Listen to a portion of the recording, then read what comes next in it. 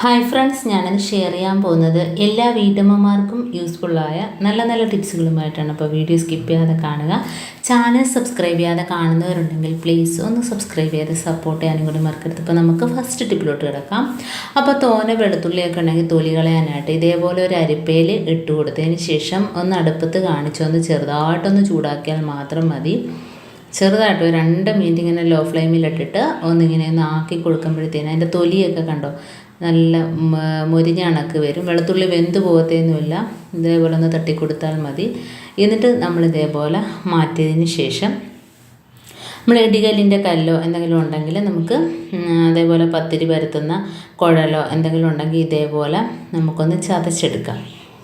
അപ്പോൾ അതിൻ്റെ ആ ഭാഗത്ത് ഇതേപോലെ തലഭാഗത്ത് ഇതേപോലെ ഒന്ന് വെറുതെ ജസ്റ്റ് ഒന്നിങ്ങനെ ആക്കുമ്പം തന്നെ എല്ലാം പൊടിഞ്ഞ് വരും കണ്ടോ. അപ്പോൾ തൊലി അറുതി ഇളകി വരികയാണ് ചെയ്യുന്നത് കണ്ടോ. തൊലി എല്ലാം പൊളിഞ്ഞു പോവും. അപ്പോൾ വളരെ ഈസി ആയിട്ട് നമുക്ക് ഇതേപോലെ തൊലി കളഞ്ഞെടുക്കാനായിട്ട് പറ്റും. അപ്പോൾ എല്ലാം ഇതേപോലെ ഒന്ന് തട്ടിയെടുക്കുക. എന്നിട്ട് നമുക്ക് പെട്ടെന്ന് തന്നെ തൊലി കളയാനായിട്ട് പറ്റും കേട്ടോ. ഉണ്ട്, ഇപ്പോൾ പകുതി തൊലി അതിനകത്തോട്ട് ആക്കിയിട്ടിട്ടുണ്ട്. അപ്പോൾ ഇതേപോലെ വളരെ ഈസി ആയിട്ട് തന്നെ തൊലിച്ചെടുക്കാവുന്നതാണ്. നമുക്ക് പെട്ടെന്ന് അത് പൊളിഞ്ഞ് കിട്ടും കണ്ടോ. ആ ചൂടാക്കിയത് കൊണ്ട് പെട്ടെന്ന് തന്നെ നമുക്ക് തൊലി വിട്ട് കിട്ടും. അപ്പോൾ ഒരുപാട് വെളുത്തുള്ളിയുള്ള സമയത്തൊക്കെ ഇതേപോലെ ചെയ്താൽ മതി. വളരെ ഈസി ആയിട്ട് തന്നെ നമുക്ക് ക്ലീനാക്കി എടുക്കാം വെളുത്തുള്ളി. ഇനി നമുക്ക് നമ്മുടെ ഉരിച്ച് വെച്ച വെളുത്തുള്ളി ഞാൻ കാണിച്ചു തരാം കേട്ടോ. പെട്ടെന്ന് തന്നെ ഞാൻ ചെയ്തെടുത്തതാണ്. ഇനി നമുക്ക് ഇതേപോലെ തന്നെ വേറെയും രീതികളുണ്ട്, അത് ഞാൻ കാണിച്ചു തരാം. ഇതിപ്പോൾ ഞാൻ പെട്ടെന്ന് ഇത്രയും തൊലിച്ചെടുത്തതാണ്. അടുത്തതായിട്ട് നമുക്ക് വെളുത്തുള്ളി ഇതുകൊണ്ട് ഈ രീതിയിൽ ഒന്ന് മുറിച്ചെടുക്കുക. അതുകൊണ്ട് ഇങ്ങനെ വട്ടത്തിൽ മുറിച്ചെടുക്കുക കണ്ടോ. അപ്പം നമുക്ക് പെട്ടെന്ന് കണ്ടോ വെളുത്തുള്ളി പേസ്റ്റൊക്കെ ഉണ്ടാക്കാനാണേലും അതേപോലെ നമ്മൾ ഇറച്ചിയൊക്കെ മേടിക്കുമ്പോഴത്തേനും പെട്ടെന്ന് റെഡിയാക്കാൻ പറ്റുന്നതാണ്. അതുകൊണ്ട് ഇന്നിങ്ങനെ വട്ടത്തിൽ മുറിച്ച് കൊടുക്കുക. എന്നിട്ട് വളരെ ഈസി ആയിട്ട് തന്നെ നമുക്ക് തൊലി കളയാം. അപ്പം ഇതും ഒരു എളുപ്പ വഴി തന്നെയാണ് കണ്ടോ. നല്ല രീതിയിൽ നമുക്ക് തൊലി കളഞ്ഞെടുക്കാനായിട്ട് പറ്റും. ഇനിയും ഒരു എളുപ്പ വഴിയുണ്ട്. ഇനി നമ്മൾ ഈ ഇങ്ങനെ കളഞ്ഞ വെളുത്തുള്ളി കണ്ടോ നല്ല രീതിയിൽ തൊലി കളയാനായിട്ട് ഇതേപോലെ ഒരു അരിപ്പയുടെ ബാക്ക് ഭാഗത്ത് ഇതേപോലെ ഒന്ന് ആക്കി കൊടുക്കുമ്പം തന്നെ തൊലിയെല്ലാം പോയി കിട്ടും. അപ്പം നമുക്ക് എത്ര കിലോ വെളുത്തുള്ളി ഉണ്ടെങ്കിലും ഇതേപോലെ ഒരു അരിപ്പ ഉണ്ടെങ്കിൽ നമുക്ക് വളരെ ഈസി ആയിട്ട് തന്നെ വെളുത്തുള്ളി തൊലി കളഞ്ഞെടുക്കാം. അപ്പോൾ പേസ്റ്റ് ആക്കിയൊക്കെ നമുക്ക് ഫ്രീസറിനകത്ത് സൂക്ഷിക്കുന്നതിനൊക്കെ ഇതേപോലെ ചെയ്തെടുത്താൽ മതി കണ്ടോ. ഇങ്ങനെയൊക്കെ ഉരയ്ക്കുമ്പോഴത്തേനും കണ്ടോ തൊലിയെല്ലാം ഇളകി കിട്ടും. നമുക്ക് അടുത്ത ടിപ്പിലോട്ട് കിടക്കാം. അപ്പം റൈസ് കുക്കർ വെച്ച് നമ്മൾ ഒരുപാട് കാര്യങ്ങൾ ചെയ്യുന്നുണ്ടല്ലേ. അപ്പോൾ നമ്മൾ സാധാരണ ചോറ് വയ്ക്കാറാണ് മിക്കവരും ചെയ്യുന്നത്. അപ്പം ഇതേപോലെ അതിൻ്റെ വാഷർ താഴോട്ട് നീങ്ങിക്കിടക്കുകയാണെങ്കിൽ മുകളിലോട്ട് കയറ്റിയിട്ട് കൊടുക്കുക. അല്ലെങ്കിൽ ചോറ് പെട്ടെന്ന് വെന്ത് കിട്ടത്തില്ല. അതേപോലെ വാഷർ ലൂസാണെങ്കിൽ പെട്ടെന്ന് ചെയ്യാൻ പറ്റിയ ടിപ്പാണ് ഇതേപോലെ 2 റബ്ബർ ഒന്നിട്ട് കൊടുക്കുക.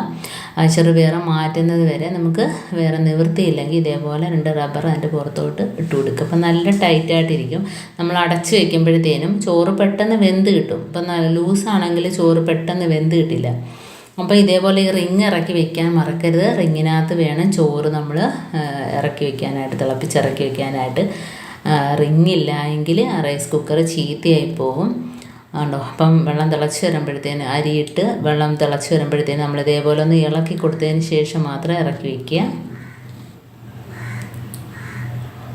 ഒന്ന് ഇളക്കി കൊടുത്തതിന് ശേഷം മാത്രം നമ്മൾ റൈസ് കുക്കറിനകത്തോട്ട് ഇറക്കി വയ്ക്കുക.